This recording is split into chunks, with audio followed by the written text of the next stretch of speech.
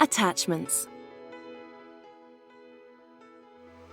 Responsive and caring adults are key to children's development. When babies start their lives, it is essential that they have at least one person with whom they have a strong bond or attachment in order to develop positive relationships and to cope with challenges later in life. One of the first things that people notice with a very, very alert newborn baby is that they are extremely sensitive to the presence of another person, especially somebody very close. They attend, obviously, to the voice. They look intently at your face. Even though their vision is still not working very well, they're oriented towards looking at a person. The development is very fast, and so by a couple of months, 6 weeks of age, a baby's vision is clearly much, much more effective, and they look directly at your eyes, and that makes the mother gets a very strong impression that the real person is looking at them. And then they can get involved in quite elaborate dialogues, conversations, with using very simple sounds and expression. So we now have a lot of data. There's a lot of work being done all over the world with young babies since the 60s, and there's a great deal of information now about their abilities. So they are communicating their feelings, their interest, and especially their interest in other people from the beginning. All children need secure relationships, and adults should therefore observe young children closely and tune into their needs and dispositions. Bonding is the term that is commonly used to describe the deep, affectionate and powerful connection between babies and the important people in their lives. It's very important to bond with the children in your care because they look to you. When mum's not here or dad's not here, they look to you to be their guidance and their support.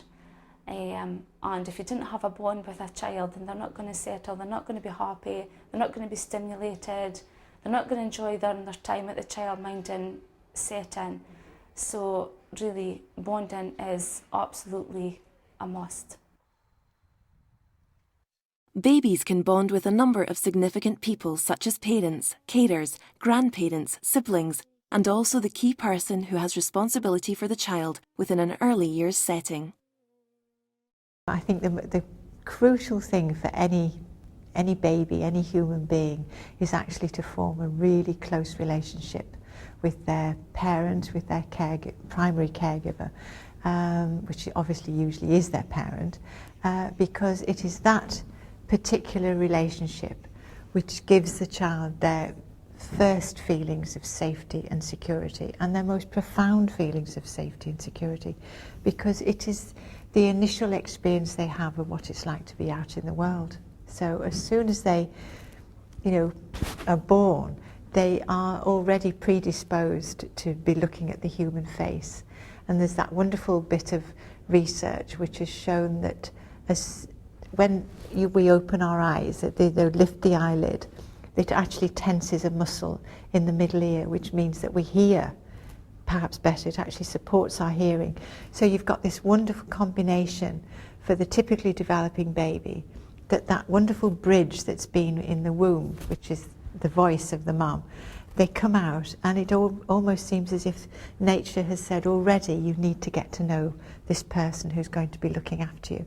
So I think nature's already saying that we need, right from the very moment we're born, we need to be making a very, very special relationship with the person who's looking after us. There's a huge link between relationships and children's mental well-being. And I suppose at the very simplest level, children need relationships to be able to develop socially and emotionally. And for a lot of children, that first relationship will be with their parent. And it's really key because it's how children learn everything. It's how they learn language. It's how they learn how to interact. It's how they develop relationships. They start to understand people, how people relate. They start to experience the joy in relationships from that, which then helps their mental well-being. They also, from relationships, you learn how to control your emotions. So they learn how to control their anger, how to deal with stress, things that as they grow older, they will need all the more so. But it's very key, I think, in those very early years when they have those first relationships and they then learn how to do that. And And it impacts across everything. I mean, it impacts cognitively as well as socially, emotionally. And for some children, they won't get that from their parent. And I think that's why staff in nurseries are very, very key, because for some children it may actually be with a key worker in the nursery that they'll develop a lot of that, so they'll be looking to them as that attachment figure, and it's from them they'll be learning about their language and about their relationships and about how to experience other people. That very first relationship is about how you develop your sense of yourself, you know, what their self-esteem is, who am I as a person, do people value me, through all the, you know, the responses they get and the feedback. So for staff, it's really important that they know that that's a key bit in how they help those young people develop, particularly young children who don't have that perhaps from elsewhere. And I would say the workers in nursery have got a really important task then in helping them to develop that in terms of the language they use, the messages they give, you know, what they pay attention to, what they don't pay attention to, all those kind of things are very key. Attunement between the baby and adult caregiver is paramount if the baby is to feel valued and secure in the knowledge that their needs will be met with kindness, empathy and respect. One of the things that helps to create a really warm and loving relationship, which feeds into hopefully eventually a secure attachment relationship, is the fact of attunement, which really means that if the baby's upset or needs to play or is sleepy or whatever, is making signs that they're hungry, whatever, the parent is able, or the carer is able, to actually spot the signals of this child and get into the needs of that child as the unique, wonderful, unique individual that they are. So they're able to tune into what it is that the child actually needs. And one of the key things is about being comforted. What we as little human beings need is to know that somebody is actually tuned into us and is able to respond to our needs. After all, is going to help us initially start to feel that the world is safe and that we're actually, that it's all right, you know, that we have these horrible feelings when we're upset, and then we learn, because somebody comes and comforts us, that it's going to be okay. Although newborn babies have a natural disposition to interact with others, the process of attunement is a gradual one. Staff can find out as much information as possible about the baby from parents, perhaps by ensuring that there are opportunities during the day for meaningful communication, including home visits. Babies and young children look for reactions and responses from everyone around them, and they often mirror adult responses. They may react in different ways to facial expressions, tone of voice, body language, eye contact, and also the affection and respect they receive from the people around them. The main purpose of communication is to belong to a world with other people, with common understanding.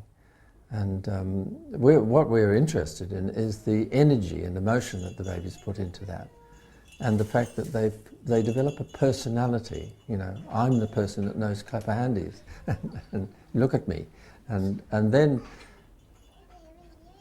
that precedes a very important change at 9 months, when babies stop being interested only in what themselves can do and the interaction with the other person, and they start to see, oh, that person over there is doing something that interests them very much. I wonder whether I can do it. So that's when they start imitating actions, and practically anything that you take great interest in, a 1-year-old baby will try to do. Securely attached babies and young children are more likely to develop a confident and positive approach to learning. Secure attachments help children to develop as confident individuals, successful learners, effective contributors and responsible citizens. When babies and young children feel confident, they find it easier to get along with others and feel secure about exploring and investigating the world around them. Secure attachments enable babies to cope with change and challenge. This is commonly referred to as resilience, which develops through positive relationships with kind and caring adults. For us, the element of resilience is very, very important. We would develop resilience for children in the nursery by actually providing safe and secure routines that children understand and are fully aware of. And it's about setting barriers and boundaries for children that they understand, that the practicalities of them for their lives and how they can then develop with them. It's about children feeling that they have a feeling of trust in adults who can then nurture them and celebrate success with them, and that they can feel confident that they are allowed to develop as children. Obviously, staff are fully aware of the need for consistency to develop resilience, and that they fully appreciate that we all have to be singing from the same hymn sheet for that to be able to develop. Secure attachments and strong relationships also help babies and young children to develop empathy. Empathy is the ability to understand the feelings of others. It is very important as it can facilitate and improve life chances, as well as acting as a form of protection against developing aggressive and violent behaviour. What you do is so much more powerful than what you say, especially with very young children. And I would suggest that we haven't a hope of telling babies and young children to be kind to other children and to take it in turns and so on before they've kind of got the idea. How do they get the idea? And I think they get the idea by seeing this happening around them. So my kind of one-line answer to practitioners, professionals working with very young children and families is, it's that we need to model it ourselves. So we can model it on 3 levels. We can show our empathy with babies and young children directly to them. We need to model empathy to families, to parents and the other companions of the child. I think there's a wonderfully important little group around each child that any key worker ever has, which is all their other companions. And here's another really interesting one. So babies and young children, especially in all-day daycare, how much do they pick up from the extent of practitioners' empathy with each other? What about the relationships that we have with our colleagues and how those work, and how much do we let babies and young children in on that dynamic, and how much do we welcome them knowing that we're really interested in what our colleague is saying and we like that idea and we'd like to follow that lead and we really value that person. So they need to know what it feels like and they need to see what it looks like with other people, and I think that's how we can help them with that. Although we all know the attributes and the capacities from Curriculum for Excellence, we need to recognise that these capacities and attributes need to happen with children long before their 3rd birthday.